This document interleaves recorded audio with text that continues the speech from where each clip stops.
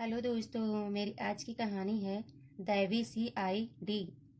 आजमगढ़ के collector mister Desai अपने बंगले में एक कमरे में आराम कुर्सी पर लेटे हुए अखबार देख रहे थे। इतवार की छुट्टी का दिन था और सुबह 8 बजे थे। तब तक उनका बड़ा लड़का काशीनाथ वहां आया और एक तरफ चुपचाप खड़ा हो गया। कलेक्टर साहब ने लड़के को आए हुए देख लिया, मगर वे कुछ बोले नहीं। कुछ समय बाद काशीनाथ ने ही बातचीत शुरू की। काशीनाथ, तो मेरे लिए क्या हुक्म है? देसाई, कुछ नहीं। काशीनाथ, मैं विलायत जाऊं? देसाई, विलायत जाना पीछे, पहले मेरे घर से निकल जाओ। मनमुखी लड़का मर जाए या भाग जाए तभी बेहतर है। काशीनाथ, आज आप नाराज क्यों हो रहे हैं? देसाई, मैं तुमको ICS पास करने के लिए विलायत भेजना चाहता था, परंतु तुमने अपनी माँ से कहा कि तुम वहां जाकर बैरिस्टरी पास करना चाहते हो। काशीनाथ, जी हाँ, कहा था, मगर एक बैरिस्टरी की इज्जत किसी कलेक्टर से कम नहीं होती, आमदनी भी कम नहीं होती। इसके अलावा एक वकील को जितना मौका जनता की सेवा के लिए मिल जाता है, उतना एक अफसर को नहीं। देसाई, क्या आदमी के लिए जनता की सेवा करना लाजमी है? काशीनाथ, मेरी राय से तो लाजमी है। अपना पेट तो जानवर भी भर लेता है। आदमी वह है जो 10 को खिलाकर खाए। देसाई, जी, तो मैं हुआ जानवर और जनाब हुए आदमी।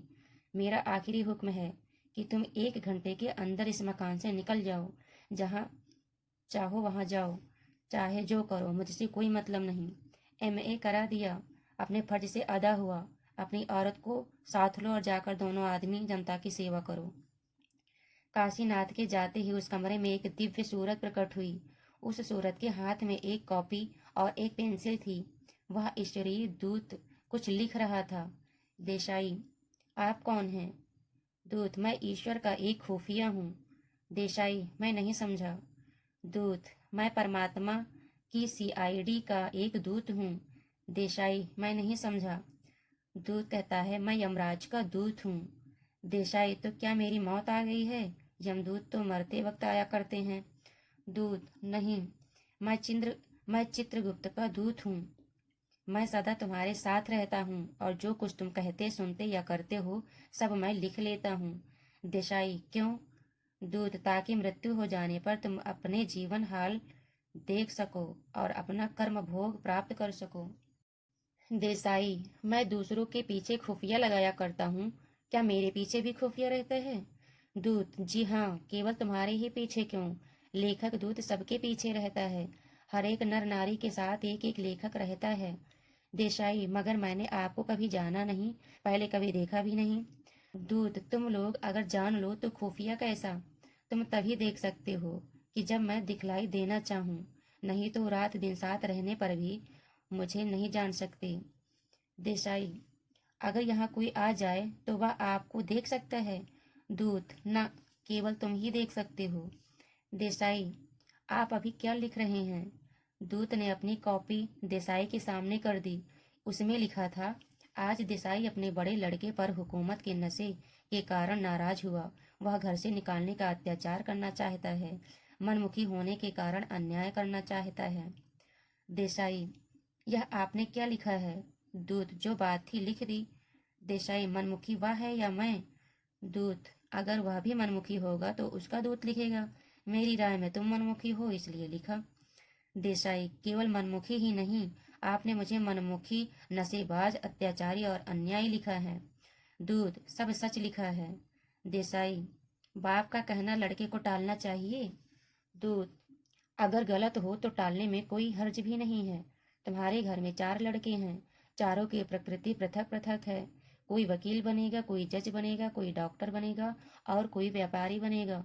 अगर तुम चाहो कि चारों लड़के मजिस्ट्रेट बन जाएं तो यह कैसे हो सकता है? क्योंकि तुम गलती पर हो और तुम्हारा लड़का सच्चाई पर है, इसलिए तुम्हारा अन्याय हुआ कि नहीं? देसाई, आपकी यह दलील मेरी समझ में आ गई। दूत ने लिखा, अपनी गलती मान लेने की आदत है। तब तक रोती और कांपती हुई काशीनाथ की माता ने कमरे में प्रवेश किया। देवदूत सामने से हट गया और देसाई के पीछे जा खड़ा हुआ। स्त्री, यह आप क्या कर रहे हैं? लड़के को जरा सी बात पर घर से निकाल रहे हैं। देसाई, पिता का हुक्म न मानना जरा सी बात है? स्त्री, वह सुशील और धर्मात्मा है। देसाई, मगर मनमुखी और नमक हराम भी है। स्त्री, उसके निकलते ही मेरे प्राण निकल जाएंगे। देसाई, अच्छा, आप पति के साथ नहीं बल्कि पुत्र के साथ सती होंगी। देसाई का यह व्यंग्य बाण बड़ा घातक हुआ। स्त्री ने अपनी छाती में एक घूंसा मारा और वहीं बेहोश होकर गिर पड़ी। देवदूत की पेंसिल चल रही थी। देसाई ने देखा कि उसने यह लिखा है। छड़ी कलेक्टरी की प्रभुता के नशे से मतवाले होकर देसाई ने अपनी सती साध्वी स्त्री को मर्यान्त पीड़ा पहुंचाई है। आश्रित का अपमान नहीं करना चाहिए। असहाय अपमान काल के समान होता है। देसाई, स्त्री को पति की हाँ में हाँ मिलानी चाहिए या पुत्र की हाँ में हाँ मिलानी चाहिए।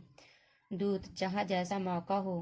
पति के साथ स्त्री का प्रेम होता है, परंतु स्त्री का स्नेह पुत्र के ही साथ होता है। जब पुत्र को आत्मज कहा जाता है, तब माता का उसके साथ संबंध क्यों नहीं माना जाएगा। देसाई, मैंने आपकी यह बात भी मानी। देवदूत ने लिखा, अपनी गलती मानने की आदत है, मगर अपना हठ जल्दी छोड़ने की आदत नहीं है। स्वस्थ होकर देसाई की स्त्री भीतर चली गई। देसाई, मैं रोजाना पूजा किया करता हूँ, उसके बारे में आपने क्या लिखा। देवदूत ने एक पृष्ठ खोल कर दिखलाया। उस पर लिखा था, धार्मिकता के दिखावे से पब्लिक की श्रद्धा लेने का ढोंग करता है, पूजा नहीं करता है, क्योंकि देसाई नास्तिक है। देसाई, मैंने पाठशाला 1000 मोहताजों को भोजन कराया था, उसके बारे में आपने क्या लिखा।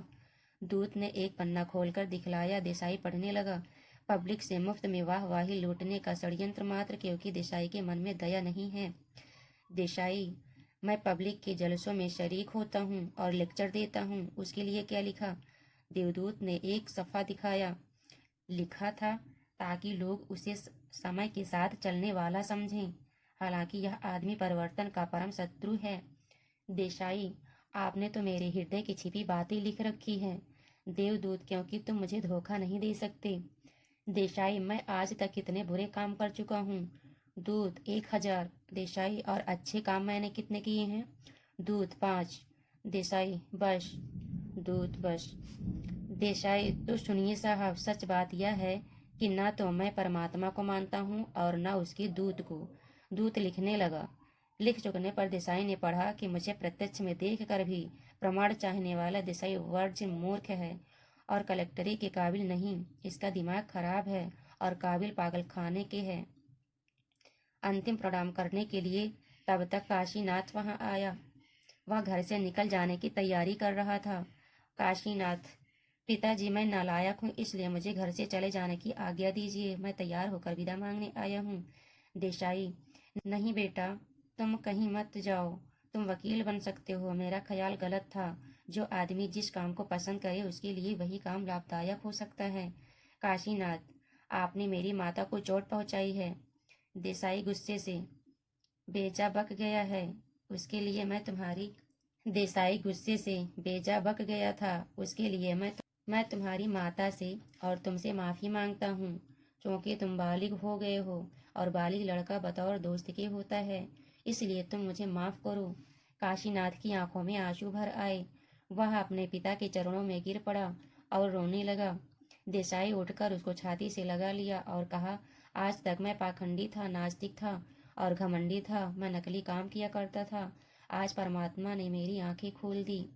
जो नहीं जाना था सो जान लिया और जो नहीं देखा था सो देख लिया।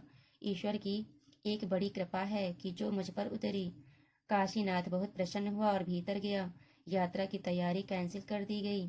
सब घर प्रसन्न था, पर यह क्या, कोई नहीं जानता था कि यह परिवर्तन हुआ कैसे। देसाई ने देखा कि दूत लिख रहा है।